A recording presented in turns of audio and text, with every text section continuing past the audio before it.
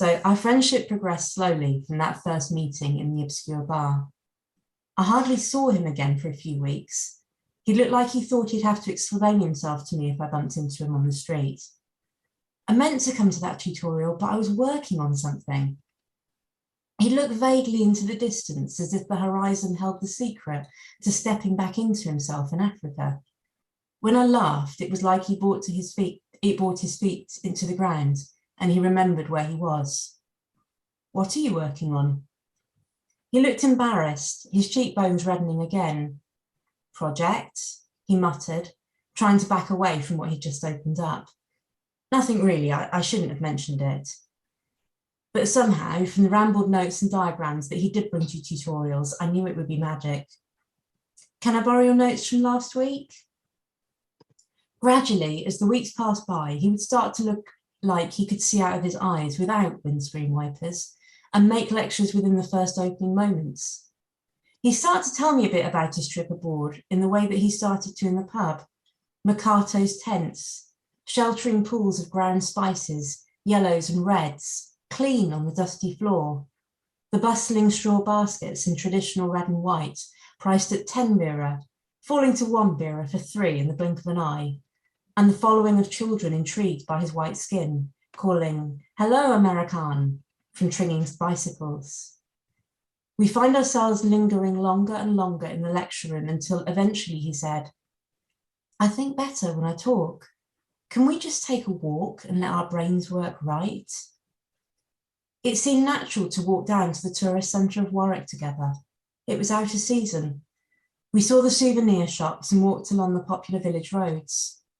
It was true that he thought better when we walked. He was more at ease with himself. I need ways of processing things, he told me.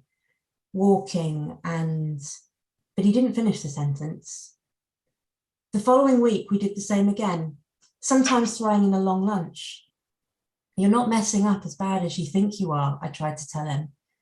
I noticed how he looked at the land, how occasionally he would pick up a rock or a stone and hold it as if he was learning its life in its cracks and eroded curves, as if his skill was to let the stones whisper to him, as evocative of his stories from Africa, which he seemed to be struggling to leave behind. Sometimes, as we left some field trip, I would look back at the specimens he'd left behind, but they were not just deserted, they were somehow arranged into loose sculptures of their own, telling abstract stories of emotions, maybe Robin's own distance. "I don't think on my feet," he laughed at his own contradiction. "Well, I think on my walking feet. I just don't think at speed when being quizzed on the spot." Each time we drank glasses of wine before pulling apart at the railway at the last possible moment. It was only after that time going back home that the conversation changed. We'd seldom talked about life outside of university. I'd been comfortable with that. No one wanted our stories. But the journey home had changed my tempo. He could see it in my gait, and I knew he was going to ask. "You know how at university we don't always talk about where we come from?" Robin started eventually. "What happened at home, I mean? You never talk of home?" I shrugged.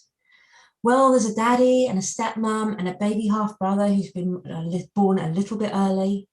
I gazed into a shop window full of cakes with delicately crafted icing. The day was so bright I could hardly see through the glare on the window. I could see Robin's reflection. Better than half a baby brother. I didn't mind Robin's probing.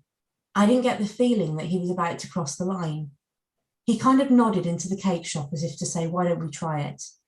We stepped inside and found it completely empty. Small cards of sticky laminated menus sat between salt and pepper pots. "How about your mum?" He picked up one of the menus still standing and passed it to me. "Died in a car crash with big sister when I was 2. "Sorry." He paused. "You're worried," then he asked. "About Freddie? I suppose people could get hurt." "People?" he asked with a slight snort.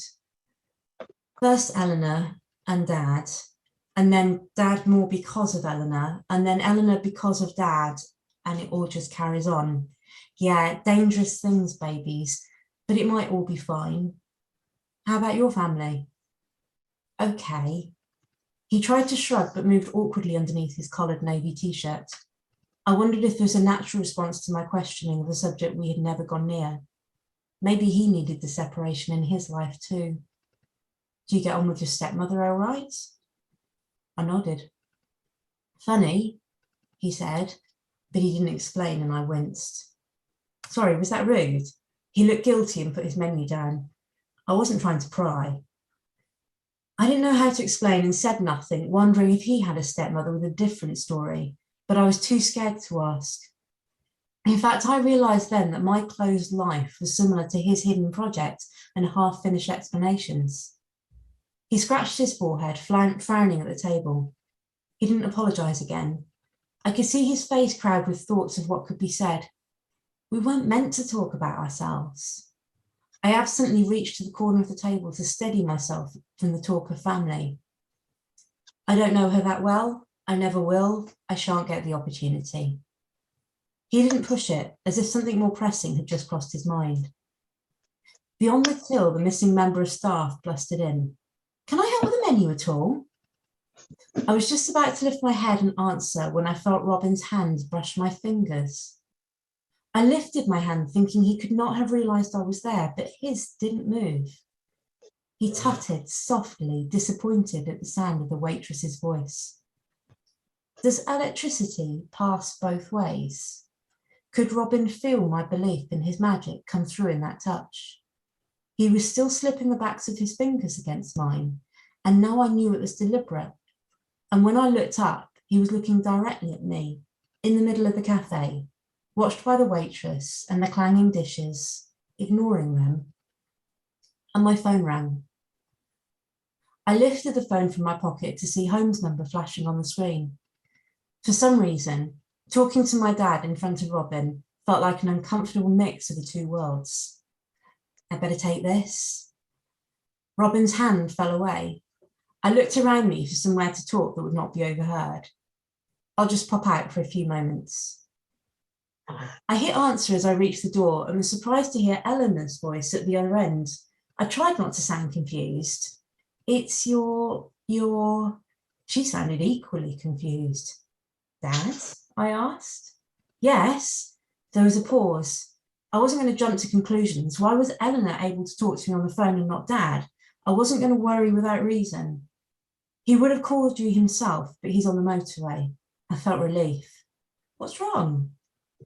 It's your... This time I really didn't know who she was getting at. Maybe Eleanor just frequently forgot people's names. It's your grandmother. Oh, I see. Then I saw more. Is she okay? Silence. It wasn't fair of Dad to make Eleanor make this call. They were reeling me in again already, but this time it was inappropriate to worry if it was all planned to get me back. I looked through the windows of the cafe and watched Robin move from counter to pick up some cutlery. He didn't look up. What made him do what he did in the cafe just now? The cake-filled windows started to spot with drizzle, and I saw him move further away from me, more obscured by the droplets. But we'd begun with that distance, so why did it bother me? Well, thank you so much. This is such